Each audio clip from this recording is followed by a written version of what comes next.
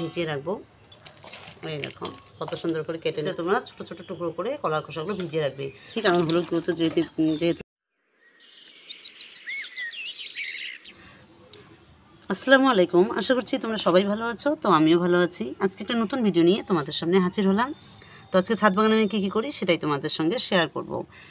তো তার আগে বলে নেই, যারা আমার চ্যানেলটা নতুন দেখো তারা অবশ্যই আমার চ্যানেলটা সাবস্ক্রাইব করবে। যারা অলরেডি সাবস্ক্রাইব করেছো তাদের অসংখ্য ভালোবাসা। তো আজকে একটা গুরুত্বপূর্ণ বিষয় নিয়ে আমি ছাদ বাগানে আসলাম। তো সেটা তোমাদেরকে দেখাবো এখন আমি ছাদ বাগানে কী করি। তো চলো আমি তোমাদের আজকে কিছু টিপস বলবো।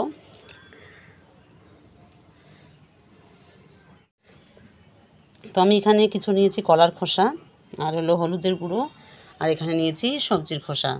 তো আজকে আমি এই তিনটি উপাদান আমি কী করি সেটা তোমাদের দেখাবো। তো আমার ভিডিওটা আমার শেষ অবধি দেখতে থাকো। তো প্রথমে কলার খোসার কথা বলছি। তো যেহেতু বর্ষা হচ্ছে, তো এখন কালকে থেকে বৃষ্টি হচ্ছে না, তো গাছগুলো একটু খাদ্যের প্রয়োজন। তো ওই জন্য আমি কলার খোসা নিয়ে আসলাম। তো এগুলো আমি ভিজিয়ে রাখবো। আর সবজির খোসাটা আছে, ওটাও আমি আজকে ভিজিয়ে রাখবো। তো এটা আমি গাছে ভিজিয়ে রেখে দুদিন 3 দিন পর আমি গাছে দিয়ে দেবো। আর হলো হলুদের গুঁড়োটা নিয়েছি, তার একটাই কারণ হলো যেহেতু বর্ষা চলছে, আর বর্ষার সময় দেখবে তোমার গাছে পোকামাকড় বা পিঁপড়ে অনেক কিছু হয়, মানে বর্ষায় গাছপালার সংক্রমণের খুব ভয় থাকে। তো এই জন্য আমি হলুদ নিয়ে আসলাম। তো হলুদ গাছে দিয়ে দেবো। তো আমি কিভাবে এগুলো ভিজিয়ে রাখি তোমাদের দেখাচ্ছি। তো প্রথমে চলো আমি কলার খোসাটাই আগে ভিজিয়ে রাখি। তো কিভাবে ভিজিয়ে রাখি তোমাদের বলছি। তো আমি কলার খোসা ভিজিয়ে রাখার জন্য এরকম একটা বালতি নিয়েছি, মানে ছোটো টাইপের। তো এখানে আমি কলার খোসাটা ভিজিয়ে রাখবো। তো তার জন্য আমি আগে এখানে পানি নেব।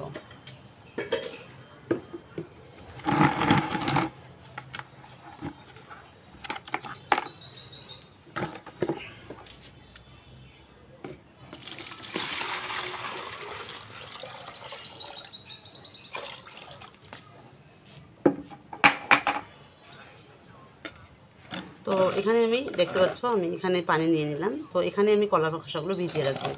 তো কলার খোসাগুলো এরকম করে তোমরা ভিজিয়ে রাখবে না। তো সেক্ষেত্রে তোমরা ছোটো ছোটো টুকরো করে কলার খোসাগুলো ভিজিয়ে রাখবে, তাহলে ডিকম্পোজ হতে সাহায্য করবে। আর তোমরা তো জানোই কলার খোসার পানি, মানে যে পানিটা বেরোয় সেটা জৈব সার হিসেবে, মানে ম্যাজিকের মতো গাছে কাজ করে। তোমরা অবশ্যই কলার খোসাটা 15 দিন বা যদি সময় না থাকে তাহলে 1 মাস অন্তর তোমরা অবশ্যই কলার খোসার জৈব সার তৈরি করে তোমরা গাছে দেবে। তো চলো এটা আমি কীভাবে কেটে দিই তোমাদের দেখাচ্ছি। তো তোমরা এই কলার খোসাটা ছোটো ছোটো টুকরো করে কেটে নেবে।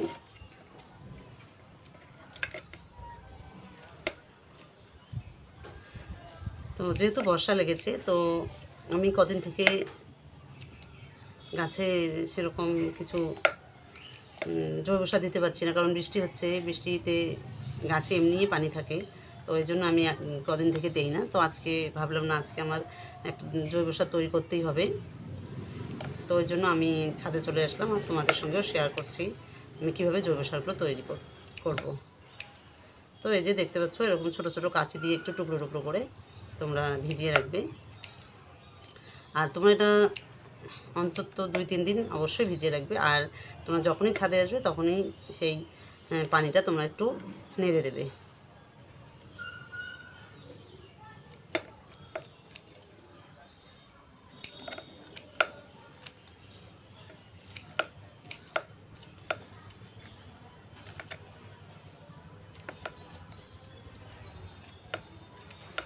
তো এই যে আমার কলার খোসাটা কাটা হয়েই গেল।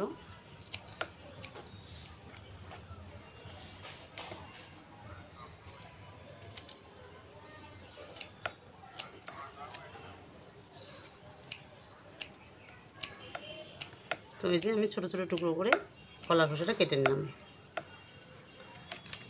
তো দেখতে পাচ্ছ কলার খোসাটা আমি কীভাবে কেটে নিলাম। তো এটা এবার আমি ভালো করে নেড়ে চেড়ে দেবো।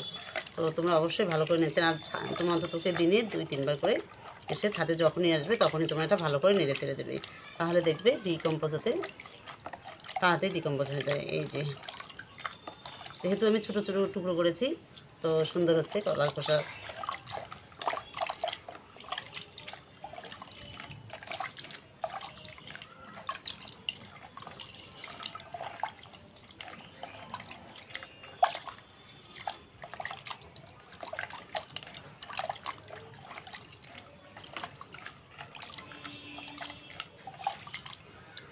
তো এই যে আমি তোমাদের ভালো করে দেখাই, এই যে কলার খোসাটা দেখো কত সুন্দর হলো, পানিটা এখনই অন্য চেঞ্জ হয়ে গেল পুরো। তো আমি যেটা বিকালবেলা এসে একবার দেই, তো কালকে আবার সকালবেলা দুপুরবেলা বিকালবেলা এসে আমি গাছে দিয়ে দিতে পাবো, তাহলে আমার একটা কলার খোসা জৈব সার তৈরি হয়ে গেল। তো আমি যখন কালকে এসে গাছে দেব তখন তোমাদেরকে দেখাবো যে পানিটার কালারটা কতটা পরিমাণে চেঞ্জ হয়েছে।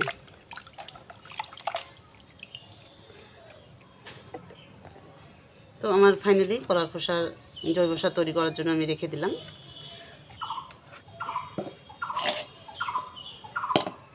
তো এবার আমি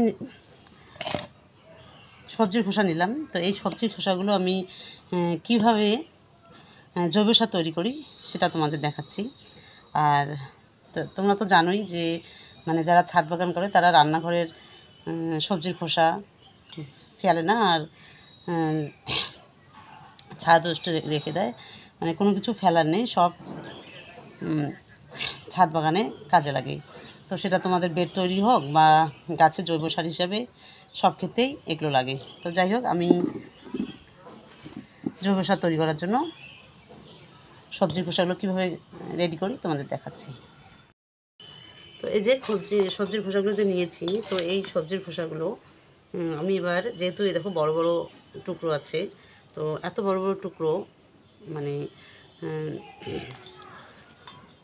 তরল জৈব সার হতে একটু সময় লাগে, তো এই জন্য আমি ছোটো ছোটো টুকরো করে কেটে দিচ্ছি, তাতে তাড়াতাড়ি করে সারটা তৈরি হবে আর বেশি সময় লাগবে না। তো এটাও আমি কলার খোসা যেমন করে ছোটো ছোটো করলাম, তো তোমরা সবজির খোসাগুলো অবশ্যই ছোটো ছোটো করে কেটে নেবে। আর যদি বড় বড়ই ভিজে রাখতে চাও মানে জৈব সারের জন্য, তরল সার তৈরি করার জন্য, তাহলে সেক্ষেত্রে তোমাদের 4-5 দিন সময় লাগবে। আর যদি তোমরা ছোটো ছোটো করো তাহলে তোমরা 2 দিনের মধ্যেই ওটা তোমার গাছে দিতে পারবে।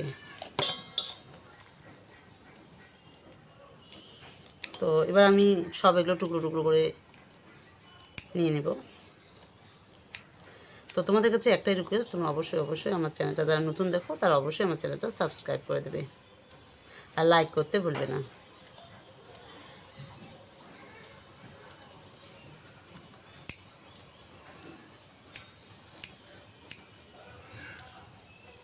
আর আমি কদিন থেকে বৃষ্টির জন্য একদম কাজ করতে পারছি না ছাদ বাগানে, কারণ বৃষ্টি হচ্ছে আর সব সময় গাছের গোড়াটাও ভেজা থাকে। তো সেক্ষেত্রে আমি এই জৈব সারটাও ইউজ করছি না, ওই জন্য আজকে একদম আমার তৈরি করতেই হবে, কারণ 2 দিন থেকে একটু রোদ হচ্ছে দিনের বেলা সারাদিন। তো আমি এটা বিকেলবেলা দিয়ে দেবো, ওই জন্য তৈরি করছি জৈব সারগুলো।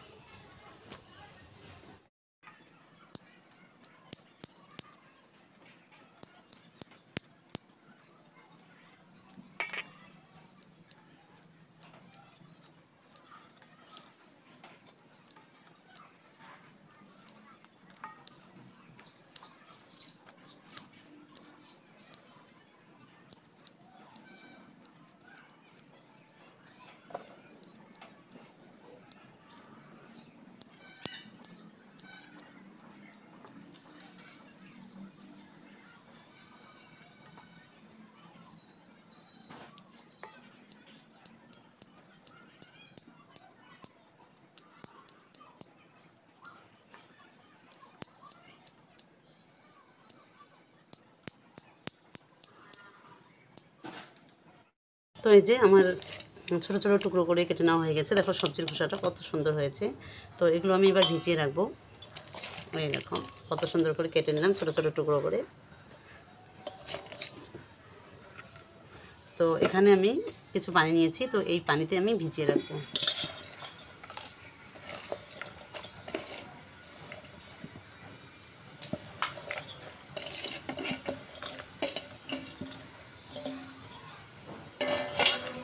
তো এই যে ভিজিয়ে রাখলাম, তো এটা এসে এরকম করে দিনে তোমরা 2-3 বার এসে এরকম করে নেড়ে চেড়ে দেবে।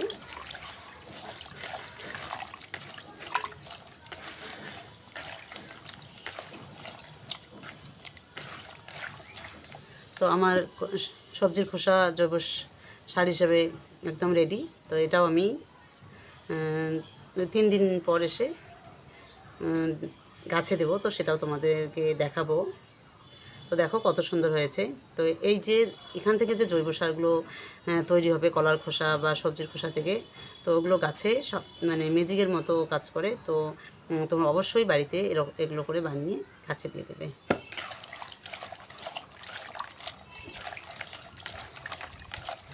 কারণ গাছে যখন ফুল ফল হয় বা গাছে গ্রোথের জন্য এগুলো খুবই দরকার। ক্যালসিয়াম, পটাশিয়াম, ফসফরাস সব কিছুই এখানে পাওয়া যায়। সেক্ষেত্রে তোমরা এটা অবশ্যই ব্যবহার করো। যেহেতু আমরা বাইরে যে রাসায়নিক সারগুলো আছে ওগুলো ব্যবহার করি না, তো এগুলোই সেই অভাব পূরণ করে, গাছের খাদ্যের অভাব পূরণ করে। তো তোমরা অবশ্যই এগুলো বানিয়ে দিয়ে দেবে।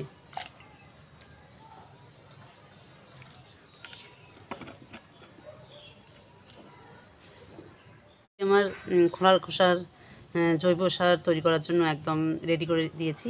তো এটা আমি 2 দিন পর দেবো, কালকে বিকালে এসে দেবো, তোমাদের দেখাবো। আর এই যে আমি যে সবজির খোসাটা নিয়েছি এটা 3 দিন পর এসে দেবো, সেটাও তোমাদের সঙ্গে শেয়ার করব। তো আমার ফাইনালি এই দুটো রেডি হয়ে গেল, আমি রেখে দিলাম। তো এবার আমি কী নেব, এবার আমি নেব হলুদ গুঁড়ো। তো যেহেতু বর্ষাকাল লেগেছে তো হলুদ গুঁড়ো মাস্ট গাছে দিতেই হবে, নাহলে পোকামাকড় পিঁপড়ের একদম আক্রমণ হবে গাছে পুরো। তো আমি তোমাদের গাছগুলো আমি দেখাচ্ছি, আমার গাছে দেখবে একদম পোকামাকড় বা পিঁপড়ে একদম আসেনি। তো আমি যেহেতু এটা 15 দিন পর পর আমি হলুদ অবশ্যই দেই, তো তোমরা অবশ্যই দেবে। তো চলো আমি কোন কোন গাছে হলুদ গুঁড়োগুলো দিচ্ছি তোমাদের দেখাচ্ছি।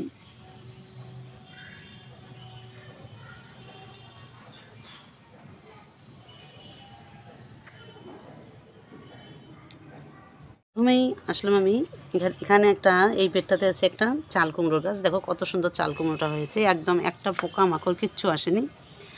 মানে খুব সুন্দর হচ্ছে, পাতাগুলো দেখো কত সুন্দর। আর যেহেতু বৃষ্টির পানি পেয়েছে, আর তোমরা তো জানোই বৃষ্টির পানির খুব উপকারিতা, তো গাছগুলো আরও সুন্দর হয়েছে। তো এই যে গাছের গোড়াটাতে আমি হলুদ গুঁড়ো দিয়ে দেব। সেক্ষেত্রে আমার 1 চামচ হলুদ গুঁড়োই হয়ে যাবে।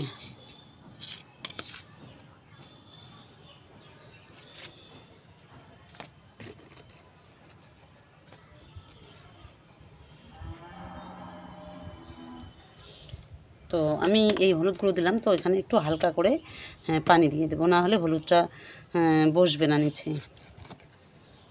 আর যেহেতু এখন আমি সকাল সকাল কাজ করছি, তো বৃষ্টি এখন আসবে না, রোদ উঠেছে।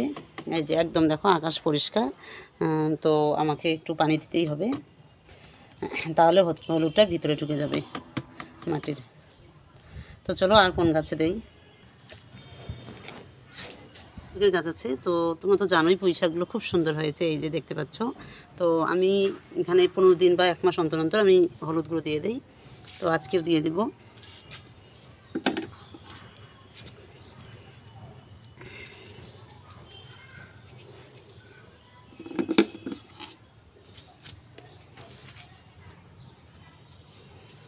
তাহলে পোকামাকড় একদম আসবে না।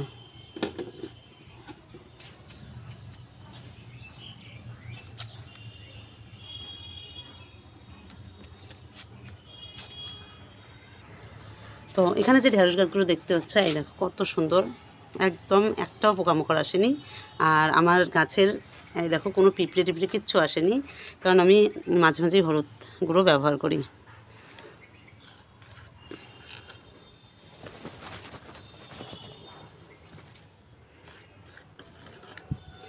তো তোমরা অবশ্যই হলুদ গুঁড়োটা ব্যবহার করবে।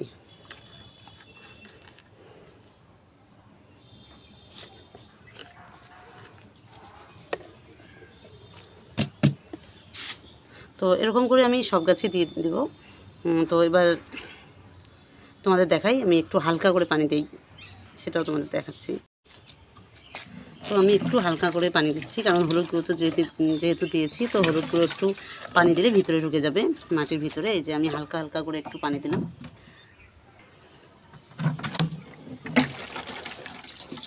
তো তোমরা হলুদ গুঁড়ো দিয়ে অবশ্যই তোমরা একটু হালকা করে পানি দিয়ে দেবে।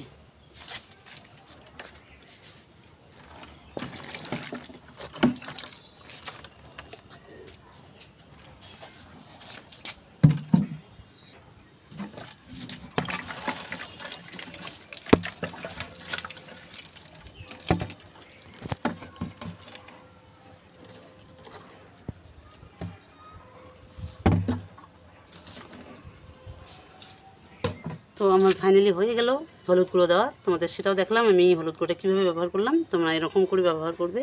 তো তোমাদের কাছে একটাই রিকোয়েস্ট, তোমাদের যদি আমার ভিডিওটা ভালো লাগে তাহলে অবশ্যই তোমরা আমার চ্যানেলটা সাবস্ক্রাইব করে দেবে। তো আজকে আমি দেখালাম তোমাদের যে কলার খোসার ব্যবহার, আর হলো সবজির ব্যবহার, আর হলুদের ব্যবহার।